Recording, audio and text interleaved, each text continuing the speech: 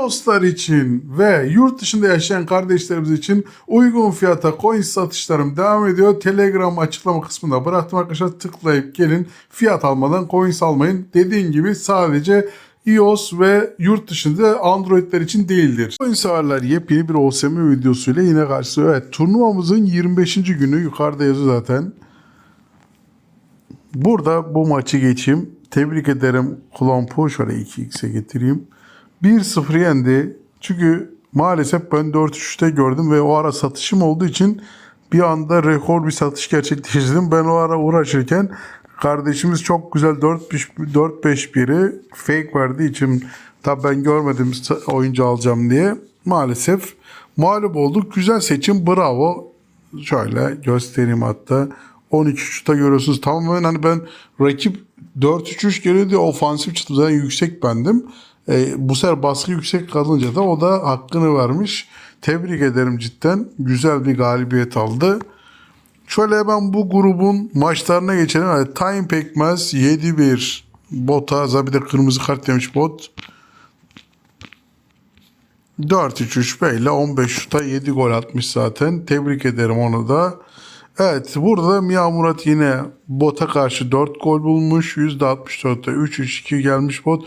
Bakın botlar ara ara taktik değiştiriyor. Analist atıp da paslı veya normal oynayışınızı seçmeniz lazım. Evet, Vatan 1923'te Sir Efe, evet burada paylaşım olmuş ama maalesef deplasman 2 tane. Abi bak, şu sakatlıklar çok kritik. Burada sakatlanınca çok dandik oyuncu giriyor ve bir anda senin taktiğin çöp oluyor. 1-1 zaten 92'de gol atmış. Zaten bakın şut bile atamamış. Adamın tüm taktiği ölmüş büyük ihtimalle.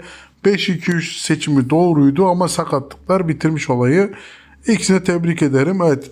Amor Hüseyin Sparov'u 2-1 yenmiş. Şöyle bakalım, 10 şuta 7 şut. 4-3-3 be. Güzel seçim yine burada. İkisinde güzel seçimi var. Zaten maçı ev sahibi avantajı öne geçirmiş. 2-1. Bravo, tebrik ederim ikisinde. Seçimler en azından doğru. Evet, Avrupa Aslanı botu büyük ihtimalle oyuncu dinlendirmişleri tahmin ediyorum. Şöyle %61 ile oynamış. 7 şutta bot çekmiş. Yani tebrik ederim onu da. Şöyle bakalım kim var. Evet, Beşiktaş maalesef çökmeye devam ediyor. Çapulcu Otto kardeşimiz de görmüş olduğunuz gibi 11 şut 4-5-1 ile zaten ünlüdür kardeşimizin. Tebrik ederim onu da. Evet, maalesef Beşiktaş 1903 benim için hayal kırıklığı oldu. Ne yalan söyleyeyim. Tabii ki karşısındaki rakip çok iyi ama bu kadar salmamalıydı ki şu an hazır transfer etkinliği varken değerlendirmedi. Evet. Tamer Bin Said McGovern'ı harbiden güzel rakibi yemiş 3-0. Bakalım 4-3'e 4-3-3 8 şuta. Onun 7 şut bayağı kötü etkilenmiş. Evet abi, yani güçte bir yere kadar olduğu dediği bravo. Yani taktik olarak da bayağı sağlam bir maç çevirmiş ev sahibi. Evet, burada da 7 ile Pandispanya Meli Hoca 2-2 berabere kalmışlar. Şöyle bakalım 9 şut 10 şut, evet maç kafa kafaya gitmiş. 4-4-2B'ye 3-4-3, evet iki değişik taktik gelmiş birbirine karşı. Onlar da zaten aralarında kırışmışlar. Al gülüm ver gülüm olmuş. Tebrik ederim ikisinde. Evet, şöyle geldik. Batu İner'le Zlatan Mavrovic 2-2 kalmışlar. Evet, Batuhan kaçmış. Mavrovic yakalamış 89'da. 12'ye 10 şut. 4-3'e 4-3 çıkılmış. Kaleciler zaten berbat oynamış. Aslında diğerleri de güzel oynamış. Yani niye o kadar beraberlikte olmuş şaşırdım. Tebrik ederim ikisinde. Golden 1903 Hamza Hoca 3 tane atmış deplasmanda. Yani salmış büyük ihtimalle onu. Hamza Hoca da mantıklı olarak 4-3-3 ile paramparça etmiş. Tebrik ederim onu da. Şöyle geldik. Son maçımız Green Bolt. Evet, gücünü de kullanarak zaten rakibini parçalamış. 4-3-3 ile 4-3-3 çıkmış burada. Bir de kırmızı kart gelmiş. Kırmızı kart tabii etkilememiş sonuçta. Ama yani ne bileyim, bu rakibe de 4-3-3 çıkılmaz yani. Geldik buraya. Evet, hızlı satış da var. Ligi etkileyecek. Bak, ben orada yenilmezsem 47 puan 4 puandaydı ama şu an 7 puanda. Tabii ki takılmalar olacak, aksamalar olacak yine eminim. Bakalım neler olacak arkadaşlar. Evet, Greenbolt birinci. Tamer Bin Saud, bakın arkadaşlar, adam boşuna yenmemiş, görmüş olduğunuz gibi rastlantı değil. Evet, ve arkadan ben 3. sıradayım. Arkadan Avrupa Aslanı geliyor. Mia Murat geliyor. Bakın ilk 10. Burada ilk 10 çok önemli. İlk 10'a kalan final grubuna kalacak. Bakın ilk 10 şansları çok yüksek oyuncular var. Şu 23-21 puandakilerin bile çok rahat. Bakın daha 23 maç var. Çok rahat arkadaşlar, ilk 10'a girersiniz, salmayın, al sat devam ediyor. Bakın burada mesela 11. sıradaki kardeşimiz çok basit bir maç verdi deplasmanda. Keşke kalsa, mesela Jürgen Klopp beni yendi. Jürgen Klopp 37 puan ve ilk 10 şeyini arttırdı. Yani yenilmeyecek rakip yok. Siz yeter ki takip edin diyorum. Ve diğer tarafa geçmeden önce hızlı satışla beraber ben 2. sıraya düştüm. Pandi İspanya 100M fark atmış. Bakalım pazartesiye kadar göreceğiz kim birinci olacak, kim daha çok satış yapacak. Herkesin eline sağlık. Burada evet, sıradaki maçlarda da şöyle ben botla yapıyorum. Benim için 3 puan sorun olmayacaktır diye tahmin ediyorum. Şöyle bakalım. Tayin Pekmez'de Mia Murat. Bence burada Mia Murat ön planda. Tayin Pekmez de yükselişte olduğu için beraberlik çıkabilir. Jürgen Klopp yine burada galibiyeti alabilir ama Siref'e de boşa yaban atılacak bir oyuncu değil. Vatan benim buradaki favorim ama Sparrow da gayet güzel gidiyor. Yine burada ev sahibi avantajı Vatan'da olduğu için onu seçtim. İşte günün maçı Avrupa Aslanı Çapulcu Kotto. Biri 4-5-1 çıkacak, öbürü de büyük ihtimalle 4-3 çıkacak. Bence ev sahibi avantajını kullanacaktır ama Çapulcu Kotto'yu burada favori olarak ben geçiyorum. 1900, evet, burada McGowan rahatlıkla yener Beşiktaş'ı. Tamer Bin Saud gayet güzel gidiyor. Seven da güzel. Burada yine ev sahibi avantajını Gillingham kullanacaktır arkadaşlar. Pandispanya Zlatan Mavrovic çok sağlam bir maç olacak. Bu maçta da Pandispanya favori olsa da bence Mavrovic de buradan puan ve puanlar alabilecek kapasitede. Batu İnal'la Hamza Hoca'nın maçı var. Bence Batu İnal burada yenebilir ama Hamza Hoca da çok tehlikeli bir menajer. Favorim 1 ama beraberlik kokan bir maç. Golden'la Ebis, büyük ihtimalle Ebis yenecek burada. Favori o. Bolt da yapıyor zaten birinci. O da büyük ihtimalle takılmadan gidecektir. Herkese başarılar diliyorum. Şimdi diğer tarafa geçelim.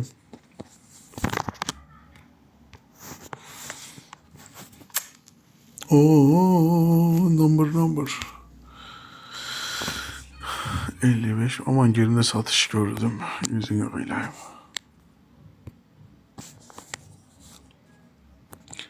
Evet, Indiana Irola deplasmanındayız. Buraya da geç diyelim çünkü çok uzun bir video olacak. 2-1 yendik. Bakın rakip Dakkondo buldu golle.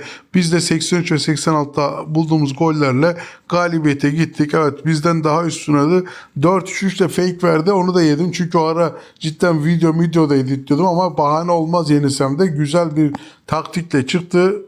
Mantıklı olanla çıktı arkadaşlar. Şöyle hemen geldik sonuçlara. Max'ti Yasin Hoca 4 tane atmış deplasmanda. Burada sakatlık yine etkilese bence zaten rank farkından gayet de güzel bir maç olmuş Yasin adına. Evet, ördek avcısı Arnas'ı yenmiş. Bravo İsmail'e. İsmail de yükselişe geçti. 5-3-1-1 4-3-3 de yenmiş o da. Bravo. Güzel bir galibiyet almış deplasmanda ördek avcısı. Rambo, evet, Bayram OSM Fatih'ini 2-1 yenmiş deplasmanda.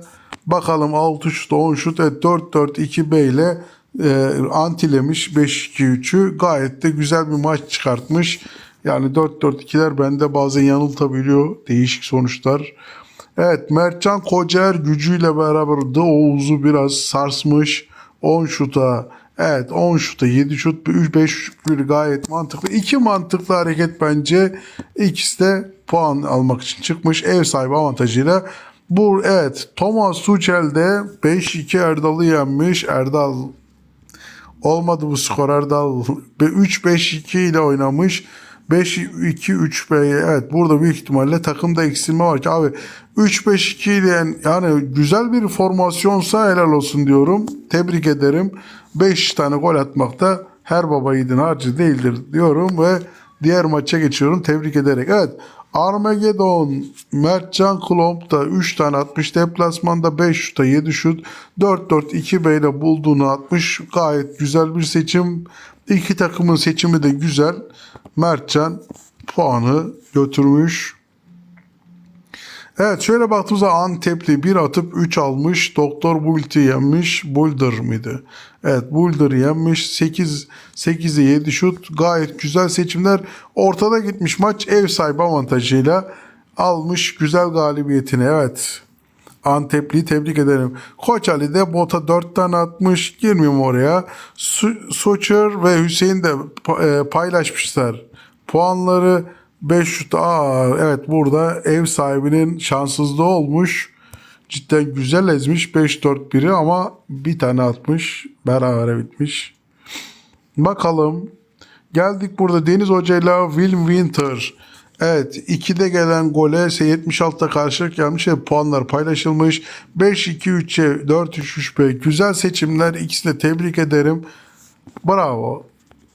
Berabere bitmiş maç. Evet, 7-0'da Alpay. Evet, bu maça bakmaya bile gerek yok. Ekim bırakan maça 7 tane sallamış rakibine. Geldik burada, evet, son maçtı. Bugünün tahminlerini de yapalım, sonra veda edelim arkadaşlar. Geldik burada lig tablosuna, özür dilerim. Ekim evet 48 puanla en üstte, ardından Rambo Bayram'la beraber üstü paylaşılır ve Stockholm'a beraber kalmasaydı üstteydi ama beraber kalınca 47'de kalmış. Evet, zirve baya karışık. Mertcan Kocaer 4. Oğuz'da 41 puanla 5. sırada. Benim 41 puanım var. 6. sıradayım ve Koç Ali 40 puanda, Tuchel 40 puanda 8. sırada. Evet, bayağı görüyorsunuz arkadaşlar, bakın. Burada çok kritik, bak abartmadan söylüyorum, 18, bak burada salmayan çok fazla oyuncumuz da var. Bu 21. takım yüklenirse eğer, hızlı satışta salarsa değil, yüklenirse eğer, bakın 10. olması zor değil. İlk 10'a rahatlıkla girebilir. Kaç puan fark var abi? Geldik burada 18'e kaç bu? 36, 2 katı olsa da 18 başı ne yapıyor? Abi 6 maç, 6 tane sağlı peş peşe galibiyet serisi alırsan çok rahat girersiniz. Yeter ki salmayın. Çünkü yukarısı çok değişecek. Aşağılar çok değişecek. Yeter ki siz salmayın diyorum ve günün maçları tahminimize geçelim. Evet, Mertcan Kocaer'le benim maçım var. Favori ev sahibi. Bakalım ne olacak bu maç. Yasin Kurt büyük ihtimalle maçı alır ama Arnas da sarsar onu. Evet, Bayram için deplasman maçı kolay bir maç geçecek. O rakibi salmış. OSM Fatih ve The Oğuz arasında puanlar sıkıntılı. Ev sahibi OSM Fatih olduğu için favorim o şu anlık ama The Oğuz da gayet güzel oyunu takip eden bir menajer olarak bence puan ve puanlar alacaktır. Ama favori OSM Fatih. Evet. İrola da burada Thomas Tuchel'i üzer diye hayal etsem de Tuchel gayet güzel yükselişe geçmiş. Bence berabere biter maç. Evet, Erdal'la Mertcan maçı var. Erdal burada benim favorim ama bazen oyun şaşabiliyor. Evet, Armageddon'da Doktor Boulder, tabii ki Doktor Boulder alır. Antepli botu yener. Koç Ali ile Hüseyin'in maçı var. Koç Ali benim burada favorim ama Hüseyin Hoca da yaban atılacak bir isim değil. Stock Cougar Deniz. Evet, Stock Cougar gayet güzel yükselişe geçen ve zirveyi zorlayan, zirveye bırakmayacak bir oyuncu olduğu için bence favori Stock Cougar. Ama Deniz Hoca'nın da bir sürpriz bekliyoruz. Evet, William Winter Alpay'la bence William Winter rahat yener. Ekim'de ördek avcısıyla, ördek avcısı sürpriz yaparsa, benim için sürpriz olmaz yani, maçı kazanırsa. Bakalım bu maçta olacak. Like at, abone ol, hipi puanını unutma. Bu arada arkadaşlar, demeyi unuttum videoda, uygun fiyata iOS ve yurt dışına coin satışlarım devam etmektedir. Telegram linkini açıklamaya bırakacağım. Benden fiyat almadan iOS, bakın Android demiyorum, altını çiziyorum lütfen ya. Bakın, Androidler için değil, iOS ve yurt dışında yaşayan kardeşlerimiz için fiyatlarımız gayet uygun ve ucuzdur. Fiyat almadan almayın. Like at, abone ol. Tabi devamı gelecek. Hadi.